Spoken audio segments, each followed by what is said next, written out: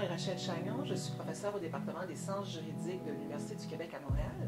Et dans cette capsule, je vais regarder avec vous comment la loi québécoise sur les violences à caractère sexuel peut avoir certains impacts sur nos conventions collectives et quelle est son interface avec les mesures déjà existantes.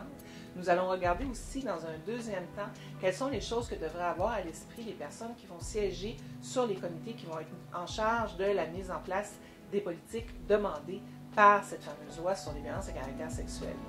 Tout d'abord, regardons les superpositions de cette loi avec les mesures déjà existantes. La loi sur les violences à caractère sexuel se superpose principalement à la loi québécoise sur les normes du travail. La LNT encadre déjà les mesures qui visent la protection des employés contre le harcèlement psychologique et on comprend que le harcèlement sexuel est compris dans ce qu'on appelle le harcèlement psychologique.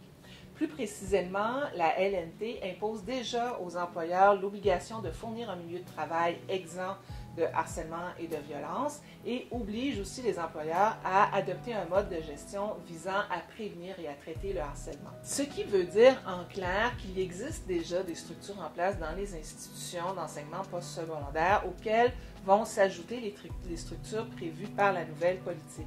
Rappelons toutefois que la loi sur les violences à caractère sexuel crée de nouvelles obligations pour les universités. Pensons plus précisément ici aux obligations qui concernent les activités de formation obligatoires pour l'ensemble des membres de la collectivité et les mesures de reddition de comptes, ce fameux rapport annuel que les universités vont devoir fournir pour faire les suivis sur la mise en place des politiques adoptées. Rappelons tout d'abord qu'il sera important de veiller à ce que ces comités-là soient pleinement représentatifs de l'ensemble de la communauté.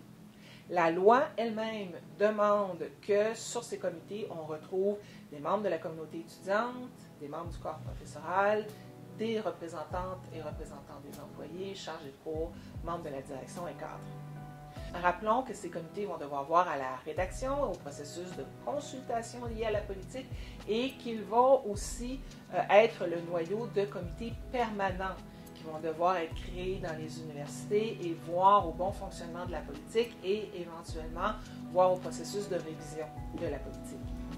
Les éléments suivants pourraient être des éléments très pertinents à surveiller. Évidemment, surveiller si le comité mis en place est représentatif.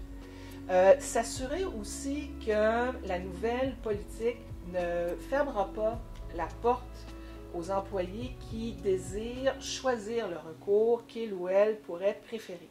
À l'heure actuelle, les employés ont plusieurs recours devant eux ou devant elles. Il y a déjà des recours prévus dans les différentes universités. Il y a la possibilité de recourir à la police si on est devant un acte criminel et la possibilité de recourir à la Commission québécoise des droits de la personne et des droits de la jeunesse si on est en matière de harcèlement discriminatoire. Je le souligne, le harcèlement sexuel, harcèlement racial sont des formes de harcèlement discriminatoire. Il va falloir aussi bien sûr surveiller si les différentes règles de protection du droit à la vie privée sont respectées. On va rentrer dans des processus qui vont être assez judiciarisés où il y a de la reddition de comptes demandée. Donc il faudra s'assurer que les personnes concernées par ces procédures-là ne risquent pas de voir leurs histoires étalées au grand jour.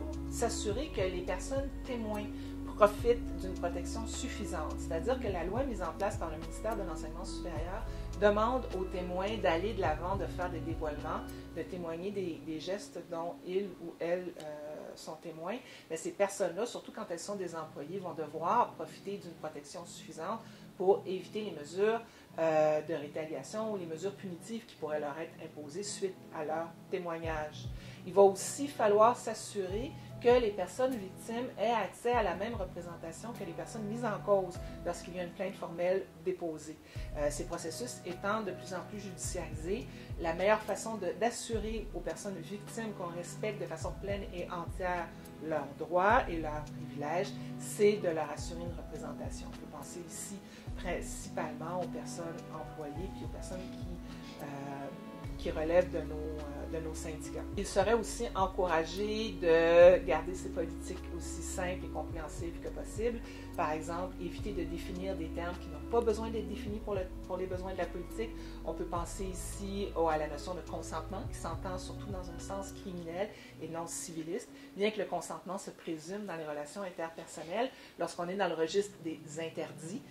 Par exemple, en matière de discrimination, harcèlement discriminatoire, lorsqu'il est interdit, par exemple, d'avoir des relations avec une étudiante ou un étudiant alors que cette personne-là est supervisée par nous, l'existence ou pas d'un consentement n'a aucun impact sur comment va être évalué si oui ou non on a enfreint l'interdit en question.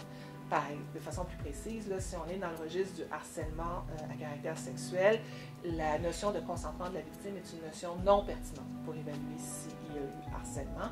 Il n'y a donc pas de réelle nécessité à donner de définition de ce terme-là, et il faudra aussi prendre le soin de vérifier là, que d'autres qu'on garde ces politiques-là aussi simples et conviviales que possible. Il faudra aussi prévoir la possibilité pour les syndicats d'être avisés rapidement de processus de plainte qui concernent leurs employés. Donc, quand la personne mise en cause est une personne syndiquée, il faudrait prévoir des processus par lesquels les syndicats seraient rapidement signifiés pour éviter les doubles enquêtes ou pour éviter les enquêtes inutiles. Dans la mesure où il y aura enquête lors de plaintes, et que, bon, évidemment, ces enquêtes-là sont confidentielles. La meilleure façon d'éviter qu'il y ait retour à la case départ et réouverture inutile d'une nouvelle enquête serait de faire en sorte que les syndicats soient rapidement mis dans le coup pour qu'ils puissent collaborer de façon pleine et entière au processus. Évidemment, la démultiplication des enquêtes est à éviter, surtout si on veut éviter à la victime l'obligation de devoir répéter encore et encore son histoire, puis si aussi on veut libérer rapidement les personnes mises en cause et leur permettre de savoir, de connaître plus rapidement leur sort.